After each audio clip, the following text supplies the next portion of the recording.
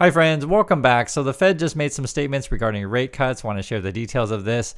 I'll share my thoughts and get yours as well. So let's just jump right in.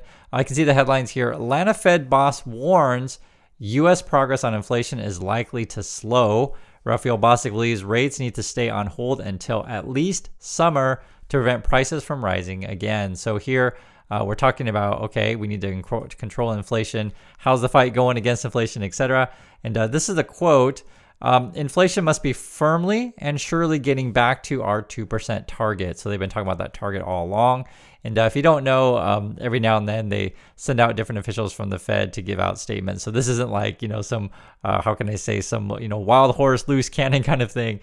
These things are all planned, the stuff that they say. So they're very careful about their words because literally we are analyzing it here. He also says here, it would be a bad outcome if we started to ease and inflation started to rise up and down like a seesaw. So they're talking about here ease interest rates. So essentially, right, you don't want to act too hastily, and then suddenly inflation starts moving around, and then you start say cutting, or it starts moving back the other way, then you start raising again, right? So they don't want to necessarily do a seesaw kind of stuff. However, it says here that would undermine people's confidence in where the economy is going. And this is all a confidence game. Moreover, right, the Fed wants to maintain people's confidence in the economy and in the Fed itself, that they sort of have the situation under control. So that's why they're going with patience. The markets have been thinking something different, though. So I actually want to read some details on this. It's interesting. So it says here, while rate setters are growing increasingly confident that price pressures are returning to their pre-pandemic norms, right, trying to get back to normal, most of the FOMC want to take their time in shifting their current monetary policy stance, right? So no hurry. However, this is more your Wall Street and your YouTubers and these kind of things. Investors are hastier, right? Speed it up, please. With the market pricing in 6 quarter point cuts this year. So that's sort of what the market and the Wall Street wants. They want 6 quarter point cuts. So essentially, if you add that up, that's like a 1.5%, essentially what we're talking about here. Starting in March.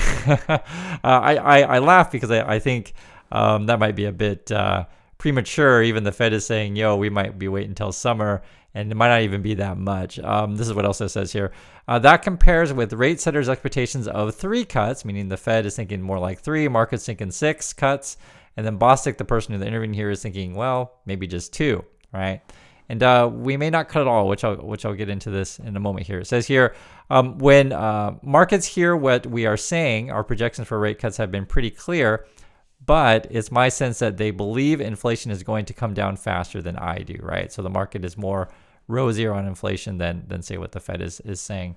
Moreover, this actually came out today as well. You can read the headlines. Possible there will be no rate cuts this year. And this is someone from the European Central Bank. So it's interesting because I was thinking about when, compared to what they're saying over in Europe, like, hey, we might not be cutting at all, just keeping it the way that it is compared to the USA. It could be there's just more sort of, how can I say, politics, election year, Wall Street pressure on the Fed than, say, there is in Europe.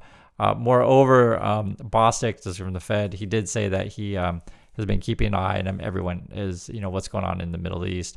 The latest headlines has been the Houthis attacked, as you can see here, U.S.-owned cargo ship. The basic gist of it is, one, obviously we want to be talking about we don't want a wider war, we don't want loss of life, these kind of things. In terms of how does it affect markets, if supply chains slow, right, this causes costs to go up, right? And essentially that would be tough to bring inflation down if costs are going up. Moreover, we're worried about slowing growth around the world. This just came out today. It was interesting. So a couple hours ago, headline, Germany was the worst performing major economy last year. If there's any German viewers, I'd love to hear your thoughts. I know we have people who watch this channel from all around the world, and I know we have a few people in Germany and Europe, etc. So I'd like to hear your thoughts on this one. There was a couple key lines that I thought was interesting. So one is, if you want what's going on here, so Germany's economy is contracting actually, and this is a chart. This is their GDP. So you can see, it was going up for a time, right? Up. These are all up. So this isn't, how can I say? This isn't a chart that shows sort of the the total growth. It's just like for each year, what is the annual change? So there was a big decline in 2020, and then we're right here, a decline again. So we had a recovery after the pandemic, right? You guys can see this, but we are a decline right now. And this is talking about Germany last year. And if you compare Germany to other countries, so it says here the IMF forecast, oh, not that, here's right here. Germany was the worst performing economy in the world last year, according to IMF. Which recently forecast the advanced economies grew 1.5% on average, while emergency market developing economies expanded 4%. So Germany went down 0.3. Most other countries went up, say, on average, advanced countries 1.5, and then developing 4. And then it says here the U.S. Last year went up 2.1. Even Eurozone is up 0.7, UK up 0.5. So Germany being negative, not so great. Moreover, this was the key line that I wanted to mention that thought really caught my attention. It says here, German retail sales, exports, industrial production all fell last year.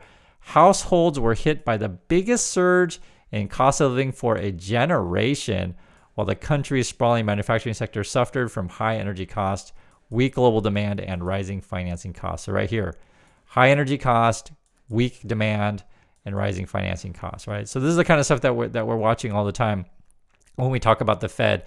Moreover, the IMF saying in terms of like, hey, helping Germany, helping everyone out, they're saying China needs to fix their problems.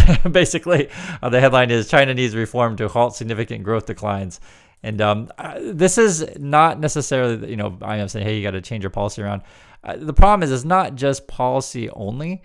They're facing population decline, right? And also, too, you have all of these half-built, properties that we talked about before with the Emigran situation. And there still hasn't really been a solution for that. Just every now and then, you hear news of like another real estate developer going bankrupt. We have another risk as well. They had an election in Taiwan, and they voted a president that's not so friendly to China.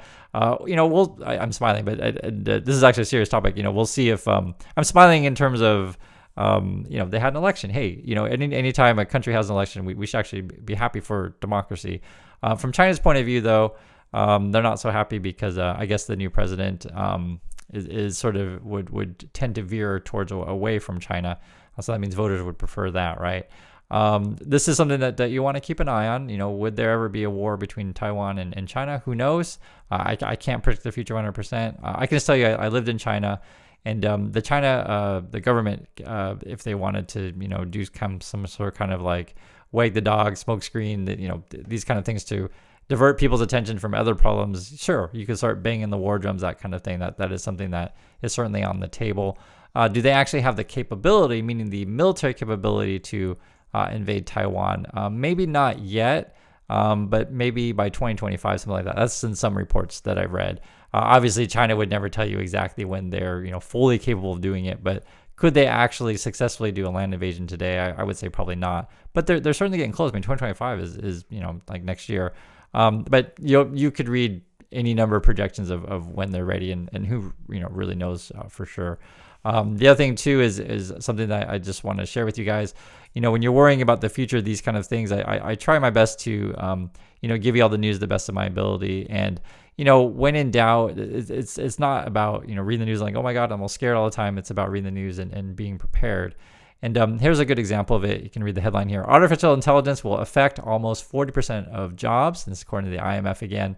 And the basic gist of this one here is that in developing countries, AI will have a larger impact on your job than, say, if you're in a developing country. The basic gist of it is that, let's say you're an office worker, chances are that you'll be using AI to supplement your work and hopefully become more productive. The IMF is thinking that this will create more inequality.